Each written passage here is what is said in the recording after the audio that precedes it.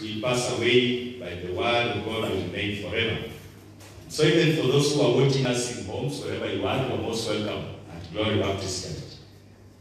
I want to bring the word living for God now. Kumuishia Mungu sasa. Living for God now. And this word is very much strong in my heart. Hili neno limejaa utajiri mwingi sana kwa moyo wangu. Ya kwamba live for God now. Praise the name of Jesus. I want to encourage you again strongly during this month of discipleship. Month of September, October, and November in our church calendar. They are month of discipleship. Live for God now. Amen. Proverbs 27:1 says, tomorrow may not be known. Naweza ukajidaia kesho na kusema kesho mimi wacha nikusaidie, muishie Mwenyezi Mungu sasa. Amen. Mithali 2 mstari wa 1 hadi wa 8. Tumesoma vizuri sana kwa Kiswahili. Allow me to read, and now because we have the screens, you can read even there. But have your Bible, it is important. Proverbs chapter 2 from verse 1 to verse 8. I want you to see how the book of Proverbs is very rich for us to do things now and to do things today. Nimeshangazwa sana nilipokuwa naangalia hii maneno, nikagundua kumbe hata watu ambao wana shida kesho hawakufanya today what they are supposed to do today. I wish you got that clear. My NIV Bible says, and you can read it, okay, as a sign of honoring the work of the young people in our church, let us stand on our feet and read through the screen. Tusimame tusome na screen yetu kwa mstari wa 1 hadi wa 8. Tusimame tunatusome pamoja. Kwa hivyo naomba tupewe Proverbs chapter 2 verse 1 to 8. Uko huru kusoma. Kama kizungu ina ugumu, unasema tu yes, yes Lord. Yes, yes Lord. Najua hii ilikuja na maji na ndege ilitoka mbali. Kwa hivyo inaweza kuwa ilipita wengine wetu. Yesu ni mwema. Haya, tuanze pamoja. My son, son, if you accept my words, store up my commands within you, turning your ear to wisdom and applying your heart to understanding. Indeed, if you call out for insight and cry aloud for understanding, and if you look for it as for silver and search for it as for hidden treasure, then you will understand the fear of the Lord and find the knowledge of God. For the Lord gives wisdom, from his mouth come knowledge and understanding. He holds success in store for the upright, is a shield to those who walk in splendors. For he guards the cause of the just and protects the way of his faithfulness. For he, is it done? Yes. Very good. Shall we be seated? Living for God today. It can also even go down to now. In life, in most cases, people talk about what next.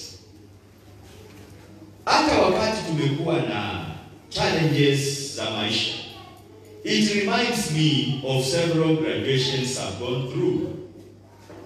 Kila ningebambana na masomo yangu na kufika mahali pa kuhitimisha kiwango cha masomo yale, si kukosa kukutana na swali, sasa umemaliza, what next? Na hivyo ndio tunaulizana watoto wetu wakisoma, umefanya hili, what next? But I'm just challenged again, and I repeat this. Kumbe life is not about what next. Life is about what I am doing now. Hallelujah. Kumbe maisha sio baada ya hii nini kesho. Maisha imefichwa kwa yale tunafanya sasa. Na mwandishi wa kitabu cha Mithali ambaye ni Mfalme Suleimani aliandika pamoja na watu wachache waliohusiana kama 31. Haikuandikwa na yeye, iliandikwa pia na wengine. Kuna mtu anaitwa Agur na mwingine anaitwa Lemuel, waliandika hiki kitabu. Na walipoandika, Suleimani mfalme mwenye hekima ulimwenguni mzima. Ninazungumza mambo ya kitambo sana. Miaka ya 971 na 971 and 931 before Jesus was born. Mahali penye hata huwezi kumbuka ni wapi King Solomon, the son of David, existed. The wisest man on earth. Na akafundisha mambo ya kwamba he wanted to teach people how to attain wisdom in life. Ya kwamba you can attain wisdom katika maisha haya. You can live a disciplined life. The book of Proverbs is full of discipline. Nidhamu. Hii mambo naambiwa kwamba ishi vizuri ili zikija. And you can live what the author calls a prudent life. This is a fruitful life. Maisha ambayo yana mazao, yana matokeo, yanayofurahisha sasa na yana mazao baadaye. And not only just living the life. The book of Proverbs also teaches how to do what is right. Praise the name of Jesus. One of my followers, my disciples, a young disciple, nilimpea opportunity ya kusoma the book of Proverbs. Na akaniambia hajawahi fanya hivyo maisha yake yote. And alipoenda through the book, aliandika kitabu ya karibu 32 pages yote ya square hood. Yote ya mambo aliyokuwa naona in the book of Proverbs. Nikana kwamba every statement alikuwa naona kitu ambayo hajaona maisha yake yote. This person is over 24 now. Na hajawahi. And now he has a book full of wisdom of how to live now. The book of Proverbs teaches us what we can do and how to live right. Praise the name of the Lord. How to live a just life. Kenya inahitaji wasome the book of Proverbs, waondoke kwa corruption. Wanasiasa can live a just life. Maisha ambayo ni ya haki. Maisha yasiyo na laana. They just read the book of Proverbs na wataishi maisha safi. Bwana majesha asifiwe. You can live a life that is fair. A life that brings glory and honor to the Almighty God. Right living. Actually, nataka uone verse 2 of chapter 1. It's just at the corner there. I'm just helping you to come in. Chapter 1 verse 2, ukiona, let me just start from verse 1 vile mwandishi anasema, the Proverbs of Solomon, son of David, king of Israel. For attaining, why do we have this? We have this for attaining wisdom and discipline, for understanding words of insight, for acquiring a disciplined and prudent life, doing what is right and just and fair. That is why we have this book. Praise the name of Jesus. Amen. Which means mwanadamu anaweza ishi maisha ya haki. Anaweza ishi maisha ya kweli. Anaweza ishi maisha yasiyo na uongo na ufisadi na ujanja na kujichanganya. You can live a just life. But unapoweka neno la Mungu kando, inakuwa ni vigumu kuyaishia haya maisha. Do you know why? The reason is in verse 7. What is chapter 1 verse 7 saying? Verse 7 says, the fear of the Lord is the beginning of knowledge. But fools despise wisdom and discipline. That is where we have a problem. Instead of living this life, you choose to live your own way of doing things. And the Bible calls you, when you do such like life, then foolishness is guiding you. And no one wants to be guided by foolishness. All of us wants to be guided by understanding. How does understanding come into our life? The fear of the Lord. Hallelujah. Kuwe na Mungu katika maisha yetu na tutasonga mbele pasipo matatizo. Now, I want you to hear this. Una nafasi ya kuishi maisha mingi katika ulimwengu. Na Proverbs 2 inafunua hiyo. Unapoishi katika dunia hii, upende usipende, matokeo mawili yatajitokeza. Angalia chapter 2, mistari ile ya mwisho vile imemalizia. Inasema verse 20, 21 and 22. My Bible says, thus you will walk in the ways of good men and keep to the path of the righteous. For the upright will live in the land. Huyo ni yule amechagua the fear of God. And the blameless will remain in it. That is life number 1. Maisha ambayo unaweza ishi katika ardhi hii, maisha ambayo unaweza ishi pamoja na Mungu kwa sababu umechagua the fear of God ambayo haina lawama. Na huyu mwingine ni wa pili ambaye anasemekana kwamba verse 22, and English is very clear here. Inaleta a contradiction to the first person. Inasema lakini, inasema but the wicked will be cut off from the land and the unfaithful will be torn from it. Two lives. Na Proverbs chapter 2 inapeleka mwelekeo wake pale, ya kwamba unaweza chagua kuishi maisha ya kumcha Mungu na kumwogopa Mungu na uwe na nafasi ya kuishi pasipo lawama na starehe katika ulimwengu Mwenyezi Mungu amekupa, au uchague hiyo maisha mengine na utaishi katika taabu na kilio forever and ever. You can live now. Amen. Praise the name of Jesus. Amen. You can choose to live now. And being a Christian, live for God now. Epuka hivi vitu vya extensions. Tomorrow, next month, kesho kutwa.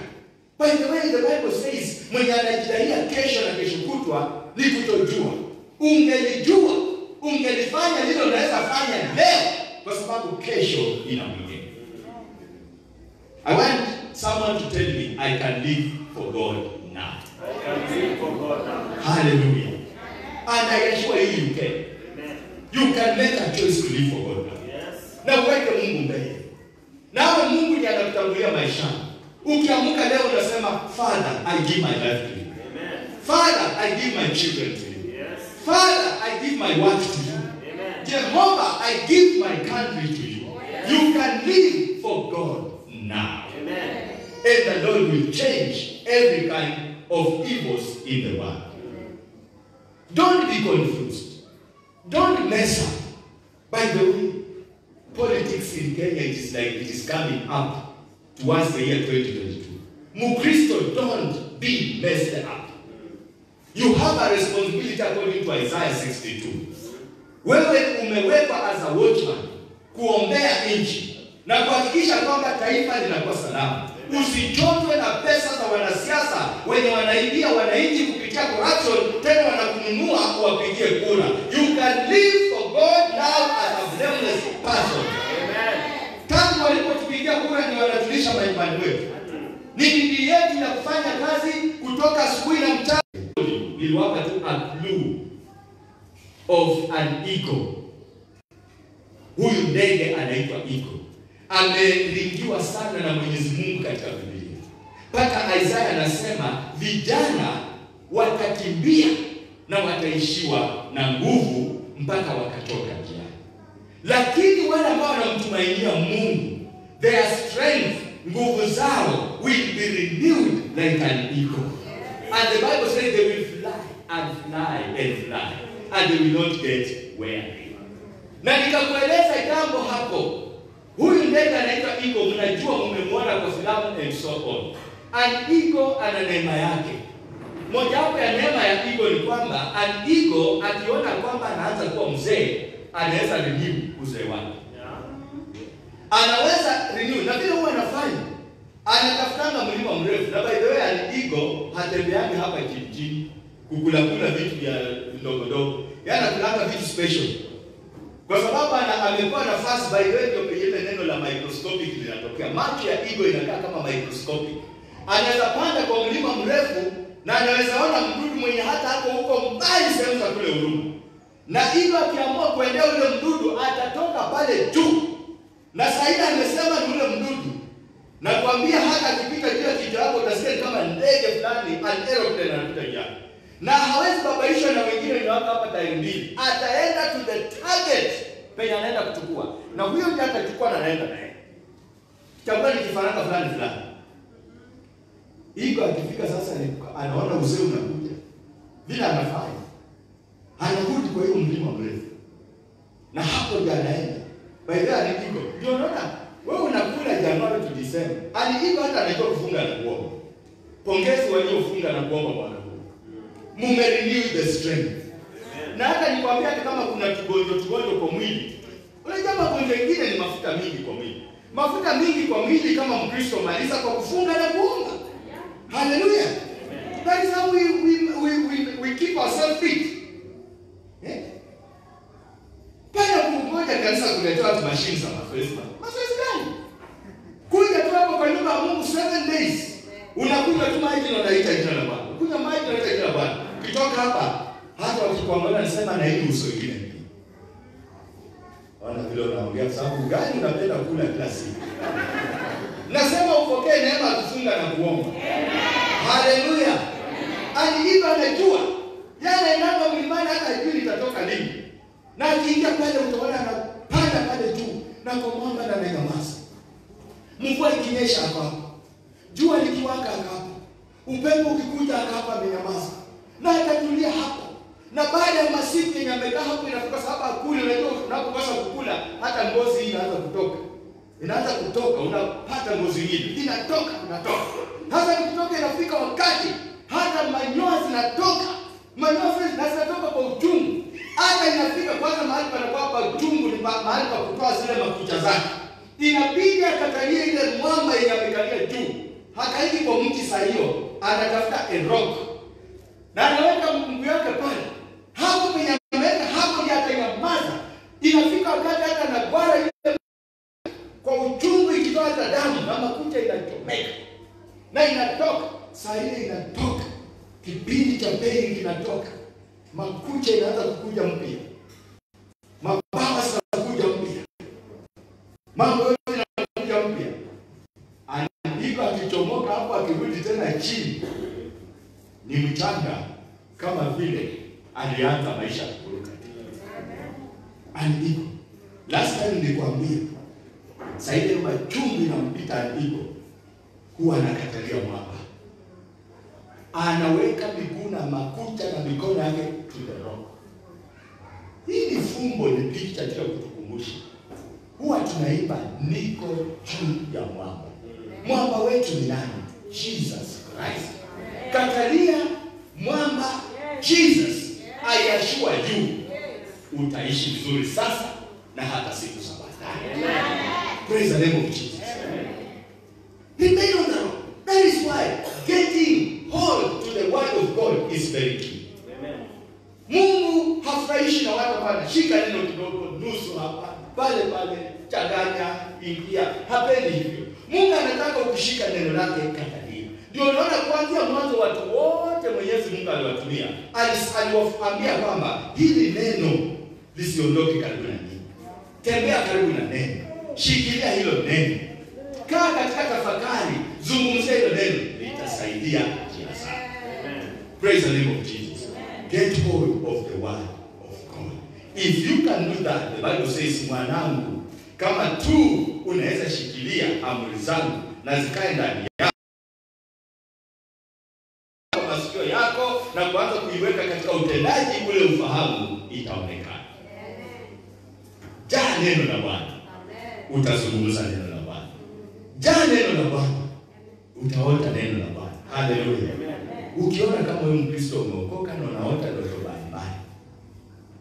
Unaotanga unaingia kwa jehanamu ndio unarudi. Hiyo ni hatari kwa maisha yako. Wewe unaweza ingia jehanamu. Wewe unasema kuota kwamba ni Abraham. Hiyo ni ndoto inayotakana wote. Praise the name of Jesus. Amen. Lakini hata umeokoka na unaota kwamba ati punda imeweka wewe kwa mteremke kaanza kuteremsha kwa kisima. inaonyesha emptiness ya neno la Mungu. Neno likiwa ndani yako, utaota neno, utafikiria neno, utatembea kwa barabara ukiimba nyimbo za Bwana. Tunatembeana hapa town. Unaona ukitembea hii mjini, kama hii mjini imejaa watu, kila saa macho yako imefunguka kuona watu, habari. Neno liko mbali. Iko wakati hata tunatembeana hii town hata ni kama hatuoni watu, kwa sababu we have a lot of time na Mungu wetu. Hata saa zingine kuona mtu ni ngumu, kwa sababu huko town unatembea na moyo wako unasema nakushukuru Baba. Wewe umenisaidia niko hai leo. Ninakushukuru Mungu zawadi ya uzima ni yako. Ninakushukuru Mungu neema ya kuwa mimi ni yako. Praise the name of Jesus. Get hold on the word of God. Amen. Angalia ile mstari ya mwisho. Nimeshangaa utamu wa Proverbs 2. Proverbs 2 inazungumza mbele na inakuja na kusema. Verse 5 inasema nini? Verse 5 of chapter 2 inasema, mstari wa 5 unasema, ndipo utakapoelewa kumcha Bwana na kupata maarifa ya Mwenyezi Mungu. If you get hold to the word of God. Secondly, heed to God's word. Praise the name of Jesus. Hii sasa ndio ile unajua kuna kusikia ama kushika na pia kuendelea katika hilo neno. Wakati wote unaambiwa neno, heed to the word of God. Wakati ambapo unaambiwa neno la Mungu, jifunze pia kuishi sawa sawa na hilo neno la Mwenyezi Mungu. That is heeding to the word of God. Hallelujah. Mtu ambaye anasikia neno na kufuatilia vile neno linasema, maandiko anasema ni kama mtu ambaye anajiangalia kwa kioo na baadaye hakumbuki alikuwa anafanya nini. Hello. Acha nisaidie ili ushike hiyo. Hata leo najua especially akina dada hapa. Sisi wanaume kuna wakati hata tufikiani sana. Bila shaka anajua leo, bila shaka umejiangalia kwa kioo. Kweli ama si kweli? Umejiangalia? Na hata hizi bets akina mama ukifuata daktari labda inajio mpaka sasa. Iko na tatoka hapa kidogo anajiangalia ndani. Wapendwa, ukichukua kioo uangalie uso wako. Kama unataka wamama anajua anafanyaje hivi alafu anafanya. Unaonaje ukiangalia kioo kikuonyeshe sura yako, alafu unaweka chini na unachukua duster na unaanza kupanguza hiyo kioo? What do we normally do? Hii inakusaidia tu kujiona wewe mwenyewe. Na unaanza kushughulikia nini? Wewe mwenyewe. That is heeding to the word of God. Praise the name of Jesus. Neno la Mungu linapokuja halikuji ili lisaidie glasi ile. Hapana. Ni kioo cha kujiona, anakujisaidie. Praise the name of Jesus. Amen. And the Proverbs says, if you heed to the word of God, no question, you will live now for him. Amen. Praise the name of the Lord. Amen. Jiepushe na roho ya kuwa mpinzani kwa neno la Mungu. Mpinzani kwa mausia ya Jehova. Neno la Mungu linasema hivi kwa sababu wewe hutapinga neno. Hili neno litasimama.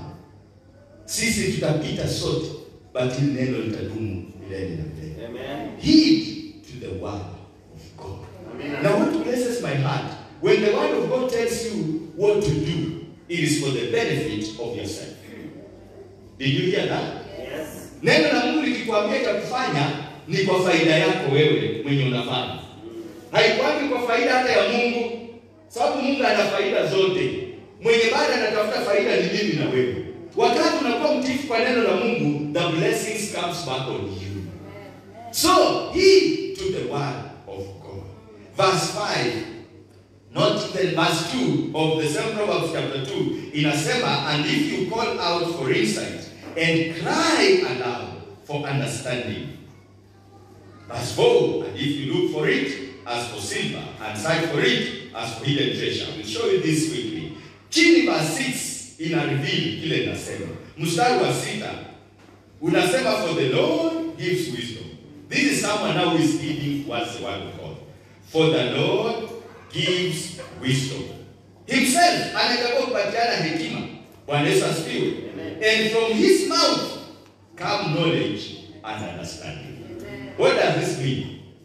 I I want to agree with this singer who sang the song. Si mimi ndiye aombaye, Kristo aombaye nami.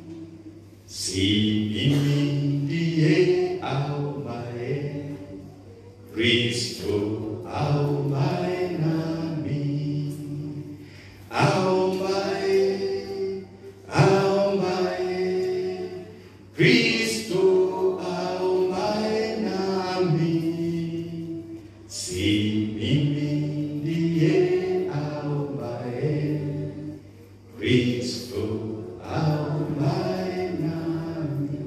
What happens if you heed to the word of God instead of wewe kuongea, instead of wewe kuomba, instead of wewe kufanya mambo?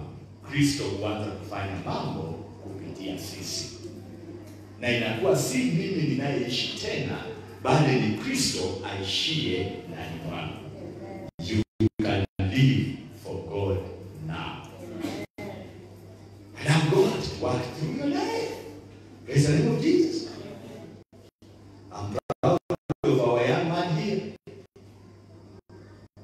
ambaye alipoguswa na mambo ya Yesu na kanisa la Glory Baptist Church. Hata ni kijana tena anaitwa Bill. I see him at the corner somewhere. Bill is exactly the word of God. Amen. You go to National Petrol Station at the hotel where he works. Bill is exactly with his customers. All people are asking me in that gas station, umelisha nini Bill? Nawaambia ni Yesu. Nimelisha Yesu. How can Jesus come into your life? No, nobody do it. Jesus, when he comes in our lives, he brings change. Amen. Praise the name of Jesus. Amen. Jesus can be because of the excitement. Mtu mwingine a college in town wanataka wanafunzi, so ametengeneza good leaflets na wakamwambia kijana na kushangaa raha ulio nayo katika Kristo. Ukiuza chai hapa na chips tamtamu hapa, ukipata mwanafunzi anataka ipee. And this is telling people, because of Jesus, you can join this institute. And the day that institute is a Christian institute. Go and continue announcing for it. Akaniambia, you know what that? Nikasema sijui. Mwingine amekuja hapa nikampa na ameingia hiyo college. Bila niingia hiyo college, director wa college akasambaza 500 kwa simu yangu. Nikamwambia keep on. Amen. Keep on. Unasikia hata hiyo amen. Imenyamazika kanisa mzima. Ikifika Yesu hapo ndani mwetu, sio sisi tena, ni Kristo ndani yetu. Anahudumia maisha ya watu. Heed to the word of God. Amen. Epuka laana ya kupingana na njia za Mwenyezi Mungu. Kwa sababu njia za Mungu hazipingwi. Njia za Mungu hazichunguzwi. Za wanadamu ndio zinakuwa na kona. Za Mungu ni straight to yes and amen. And so heed to the word of God. Amen. Praise the name of Jesus. Amen. Third thing, prayer and seeking God is very key for us to live for God. Amen. Prayer and seeking God. That is why mwandishi, unajua huyu ni mtu wa hekima, ndiye anasema katika verse 3. Verse 3, my Bible says, anasema, and if you call out for insight and cry aloud for understanding. What is that for a Christian? Ni prayer. Praise the name of Jesus. Mstari wa 3, na kama ukiita busara na kuita kwa sauti ufahamu. That is prayer. You can live for God now by being a prayerful Christian, and a Christian huhifadhi ushindi kwa ajili ya mwadilifu. Yes, he holds success in store for the upright. Kumbe hata kufanikiwa sio vitu vya kutafuta. What else? He is a shield to those who walk in blameless life. Kumbe hii hali hata kulindwa, kukuwa protected na kukuwa salama, kumbe ni habari tu ya kumwishia Mungu sasa. Ukimwishia Mungu sasa, urudia hii vitu ya corona and so on. But one thing, nimekuwa nikiangalia watu wamegonjeka hii gonjwa kwa nchi. Hata si ajabu hata hapo wewe pengine umekuja hivi. That is why mmemaliza dini kwa maduka, mmemaliza dini kwa masoko. Sasa hivi kwenye viko juu ni ndimu, asali, tangawizi. Vinaenda kununuliwa. Na kama ungeweka kwa hiyo mashine. Unakumbuka labda ulikuwa hapa na science. Kahoma kakakuja kakashika kifua kidogo. Nakumbuka mzee mmoja alinitembelea hapa sasa akasema, mtu gani? Nilijiona hii ni corona. Nikipumua usiku sipumui. Fanya nini bali? Akasema ilibidi nikule matawi yote tungwa kila siku. Nashukuru nimepumua, nimekuja kushukuru Mungu ikala. Kuna uwezekano hata wewe imekupitia, but because ya hiyo seeking and prayer you are protected. Amen. Kwa sababu hii ugonjwa haina tunaona lakini inatoka kama alama but iko. Ni matatu ngapi umepanda wewe? Ni maduka ngapi umeenda? Hizo maduka tunaendanga ni wangapi hapo? Ni mabangi ngapi umegusa? Mailini hii ilifanyia kwa hapa vizuri. Hao watu wenye walishiba na hivi na bado naona sasa huko kuniambia watembei. We are protected. Amen. Praise the name of Jesus. Amen. Protection kumbe si kitu cha kwenda kutafuta. Wewe muishie Mungu sasa. Amen. Anajua bila kuhakikisha uko salama. Praise the name of the Lord. Amen.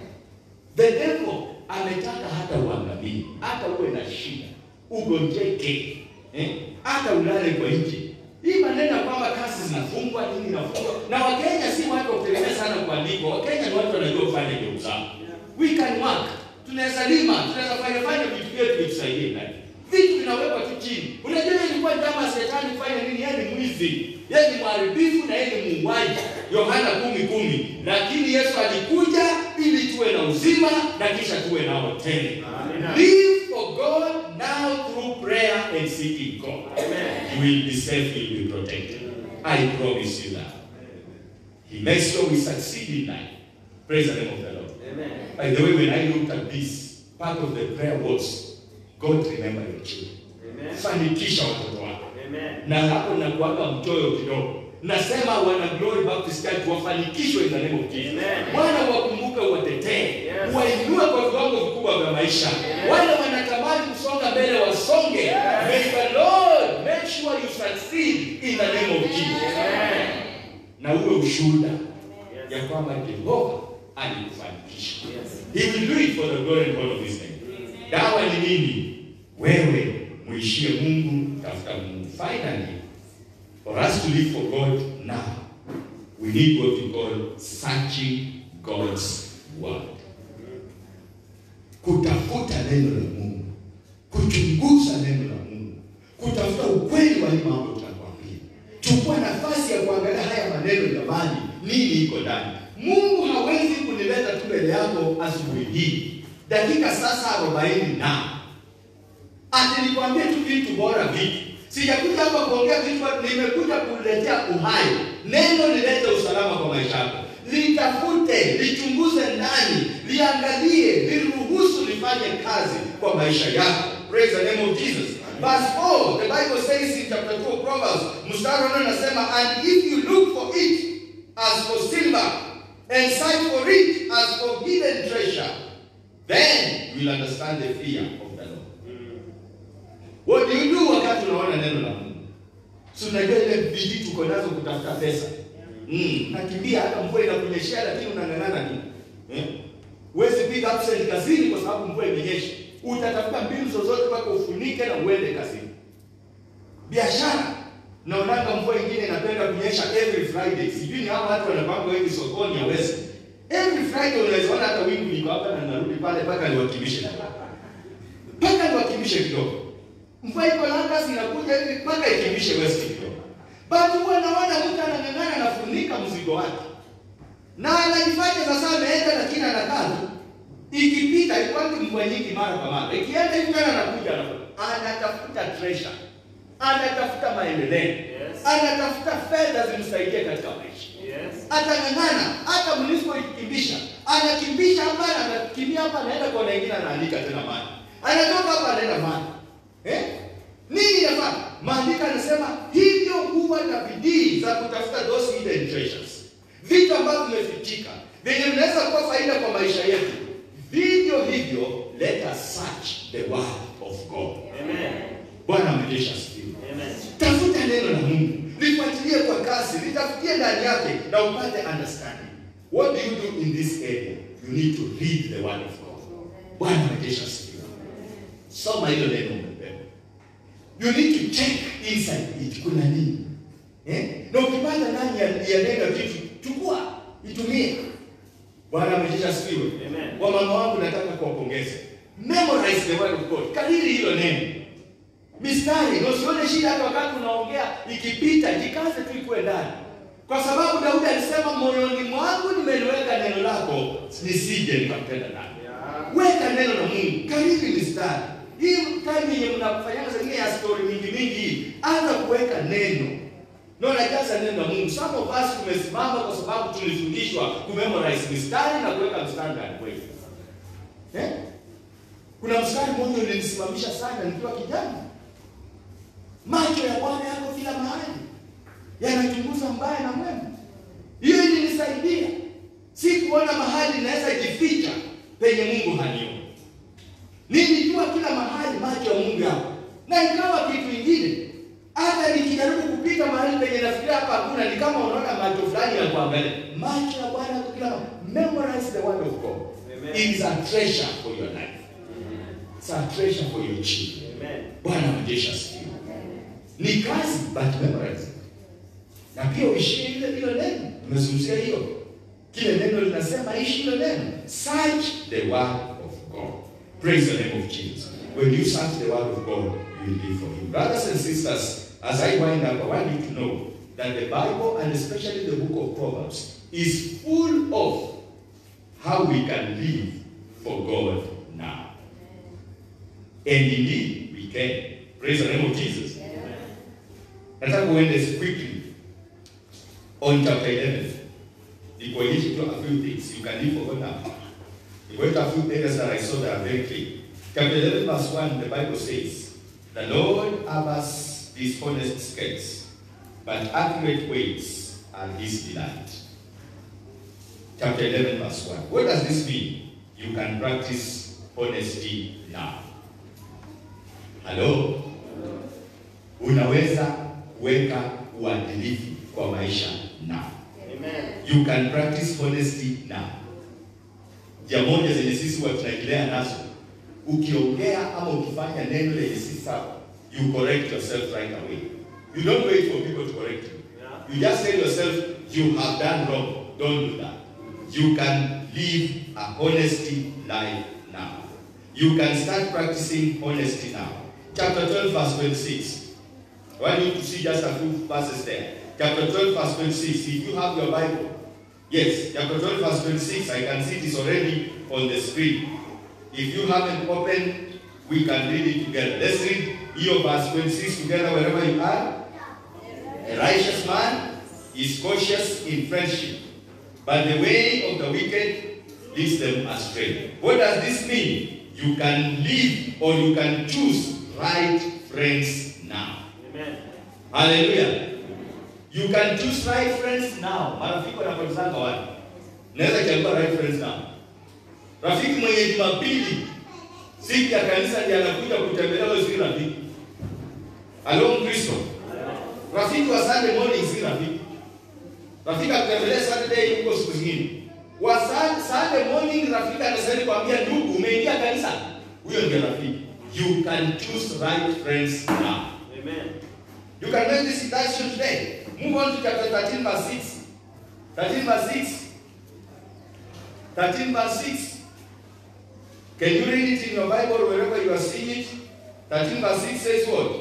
Righteous guards the man of integrity, but the wicked overthrows the sinner. What does this mean? You can live with integrity now. Praise the name of the Lord. Unaweza ishi maisha ya uadilifu sasa. You can do that. Naweza amua kwamba nitakuwa mtu wa kweli na ni kweli. Natoka kinywani mwangu ieleweke. What about 14:3? Chapter 14 verse 3. Let's read together 14:3. A full stock brings a rod to his back, but the lips of the wise protect them. What does this mean? You can choose to speak wisely now. Hallelujah. Amen. Unaweza amua tukasema mimi nitakuwa mtu wa hekima. I have a very simple prayer for all of us today. May the Lord supply what we need for us to live. Amen. By His guidance, and not even tomorrow, now. And may He guide us into what is next for His honor. Amen. That is our prayer to you. Amen. Mungu akulinde, akusaidie, akujalie na akuelekeze uishi maisha yake sasa kwa utukufu na heshima ya jina lake. Amen. Jesus. Simama kwa miguu yako tuweze kuomba. I can live for God